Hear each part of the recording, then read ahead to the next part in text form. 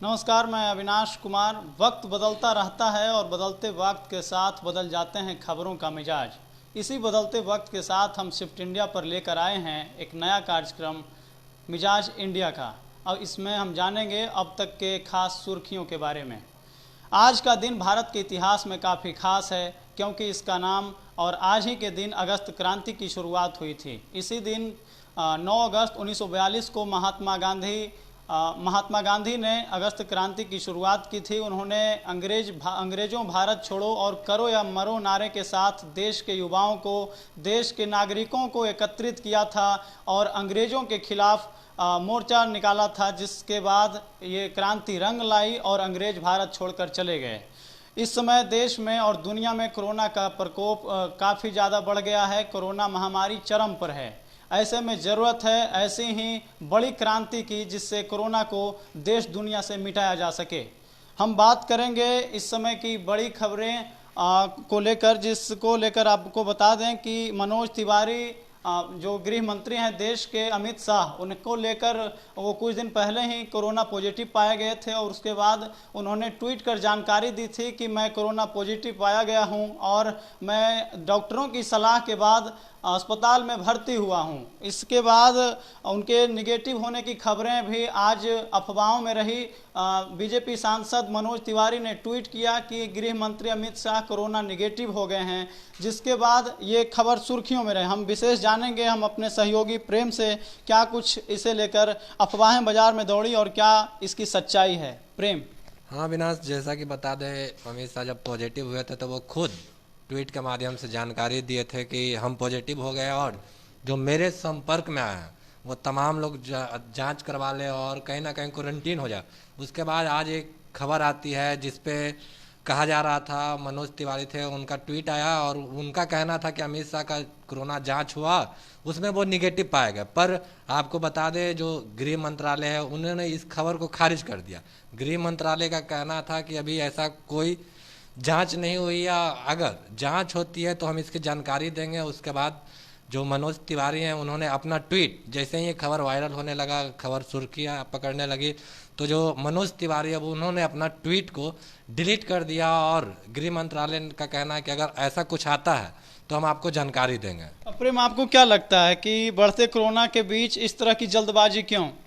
कहीं ना कहीं जो करीबी हैं, जो हितैषी है, वो चाह रहे हैं कि उनके जो नेता हैं वो जल्द से जल्द ठीक हो जाए। और जिस तरीके से कोरोना महामारी फैल रहा है कहीं ना कहीं एक भयावह रूप लेते जा रहा है, तो लोग सोच रहे हैं कि कहीं ना कहीं लोगों के बीच जो संदेश है वो पॉजिटिव संदेश फैले। हाँ, तो जैसा कि आपने बताया, प्रेम ने बताया कि पहले वो पॉजिटिव पाए गए थे, लेकिन हितैषी होने के नाते और हर लोग चाह रहे हैं कि वो देश के गृह मंत्री हैं, जल्द से जल्द स्वस्थ हो जाएं। इसे लेकर उन्होंने जल्दबाजी में ट्वीट कर दी। हालांकि जब गृह मंत्रालय ने इस खबर का खंडन किया, उसके बाद मनोज तिवारी ने ट्वीट डिलीट कर दिया।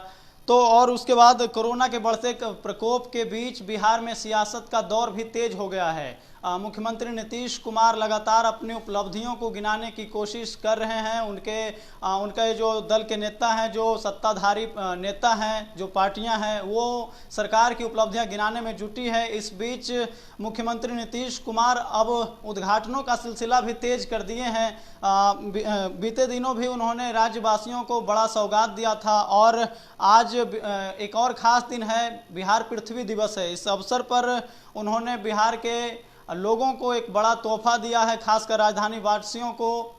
जिस तरह से राजधानी में जाम की समस्याएं रहती थी, इस बीच उन्होंने एक बहुत ही महत्वपूर्ण फ्लाईओवर का उद्घाटन किया है। हम चलेंगे अपने वरिष्ठ सहयोगी धनंजय के पास, उनसे जानेंगे कि क्या कुछ तोहफा और कितना फ़ायदा होगा। देखिए अविनाश, पहली बात है कि इस साल विधानसभा का चुनावी साल है और नीतीश कुमार जब से सत्ता में आए हैं तब से लेकर अभी तक सड़क और बिजली और पुल का काफ़ी विकास हुआ बिहार में। इसके पहले इतना विकास नहीं हुआ था और अभी राजधानी में बहुत सारे फ्लाईओवर बन गए हैं, जिससे धीरे धीरे राजधानी में जो जाम की स्थिति बनी रहती थी वो धीरे धीरे ख़त्म हो रही है। और अभी ये जो फ्लाईओवर बना है बिरसन पटेल से लेकर विधानसभा के गेट के पास तक, तो ये फ्लाईओवर आपको 2015 में शुरू हुआ था, बनने का काम शुरू हुआ था और ये 2018 में ख़त्म होने वाला था, लेकिन इसमें 2 बार अड़चने आने के बाद, चूँकि बहुत सारे टेंडर में खामियां रहती है, प्लस में योजना जो होती है उसको डाइवर्ट करने का भी कुछ प्लान किया जाता है। तो इसको लेकर क्या हुआ कि इसमें एक और है कि मीठापुर से इसको जोड़ना था, तो उसमें भी कुछ नक्शे को लेकर कुछ खामियां होती रही, लेकिन ये बनकर तैयार हो गया। अब जो भी विधानसभा के साइड की तरफ से आएगा उसको इनकम टैक्स चौराहे की तरफ जाना होगा, तो उसको अब जाम से। अच्छा, एक चीज पूछना चाहेंगे आपसे, ये टेंडरों की वजह से होती है, सिस्टम की वजह से, या फिर चुनाव को लेकर? कहीं ना कहीं जब चुनाव आते हैं तो लोगों को इस ओर आकर्षित करने के लिए भी तो ये हो सकता है, क्या कहते हैं? नहीं, ऐसा नहीं है। चुनाव को लेकर ये फ्लाईओवर नहीं बनते हैं, ये आम जनता से जुड़ा हुआ है और ये हमेशा जाम की स्थिति बनी रहती है। राजधानी में धीरे धीरे गाड़ियों की संख्या बढ़ती जा रही है और बाहर से आने वाले लोग की संख्या भी बढ़ती जा रही है। चूँकि ये राजधानी है तो इलाज के लिए बहुत सारे कार्य होते हैं, ऑफिशियल कार्य होते हैं, सचिवालय है, विधानसभा है, तो इस कार्यालय में आने के लिए बहुत सारे लोग दूर दूर से भी आते हैं। और यहाँ भी चूँकि ऑफिस आवर में काफ़ी वहाँ जाम की स्थिति बनी रहती थी, तो इस कारण वो फ्लाईओवर काफ़ी ज़रूरी था। और ये आपको 2015 में शुरू हुआ था और ये आपको 5 साल के अंदर में बनकर तैयार हो गया। हालांकि एक पार्ट अभी बनना शुरू हुआ है अभी, तो वो सीधे आपको मीठापुर और उससे जोड़ देगी स्टेशन की तरफ जाने के लिए, तो उसका भी काम शुरू है। हालांकि ये चुनावी साल है, लेकिन विपक्ष सत्ता पक्ष पे बहुत आरोप लगा रहा है कि मतलब ये जानबूझकर नीतीश कुमार ये पुल का उद्घाटन कर रहे हैं, अभी तैयार भी नहीं है पुल। तो ये विपक्ष का अपना स्टैंड है, लेकिन सरकार उस पर ध्यान नहीं देती है। सरकार अपने विकास के एजेंडे पर काम कर रही है और सरकार कल भी विभिन्न विभाग के 99 भवनों का उद्घाटन किया था और शिलान्यास किया था। उसके साथ ही परिवहन विभाग को दुरुस्त करने के लिए परिवहन विभाग के 500 बस स्टॉप को उन्होंने उद्घाटन किया था।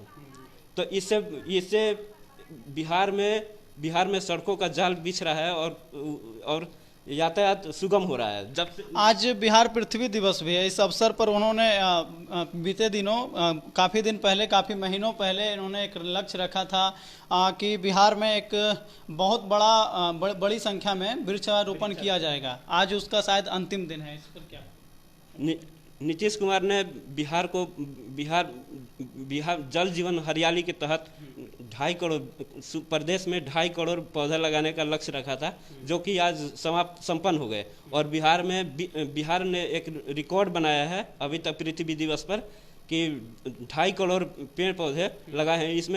इसमें त्रिस्तरीय पंचायत स्तर के भी जो प्रतिनिधि हैं वो भी इस अभियान में शामिल हुए थे और अपने प्रखंडों में इस अभियान को तेजी लाने के लिए निर्देश दिए थे और हर प्रखंड में इस अभियान के तहत पेड़ पौधे लगाए गए थे और लोगों को जागरूक किया गया था पेड़ पौधे को सुरक्षित करने के लिए, ताकि ये इन्वायरमेंट जो भी हो ये अनुकूल हो। चलिए, बहुत बहुत धन्यवाद। तो जैसा कि आपने देखा कि सरकार लगातार जल जीवन हरियाली और बहुत सारे राजधानी में जाम की समस्या से लोगों को निजात दिलाने के लिए कदम तो उठा ही रही है, साथ ही साथ जनहित जो डायरेक्ट जनता को बेनिफिट पहुंचाता है, लाभ पहुंचाता है, उन सारे मुद्दों पर भी ध्यान दे रही है। हालांकि इस बीच विपक्ष सरकार पर लगातार हमलावर है। वो कह रही है कि अभी पुल का काम जो है, फ्लाईओवर का काम पूरी तरह से संपन्न नहीं हुआ है, लेकिन चुनावी साल चुकी है और चुनाव में बहुत कम ही दिन शेष रह गए हैं। ऐसे में मुख्यमंत्री जल्दबाजी के चक्कर में फ्लाईओवर का उद्घाटन कर रहे हैं। फिलहाल हमारे साथ इतना ही। देश दुनिया की खबरों के लिए आप देखते रहिए द शिफ्ट इंडिया। आप हमारे वीडियो हमारे लाइव फेसबुक पर देख रहे हैं तो हमारे पेज को लाइक करें, अगर यूट्यूब पे देख रहे हैं तो हमारे चैनल को सब्सक्राइब करें। सहयोगी मुन्ना के साथ Avinash Kumar, the shift India, Patna.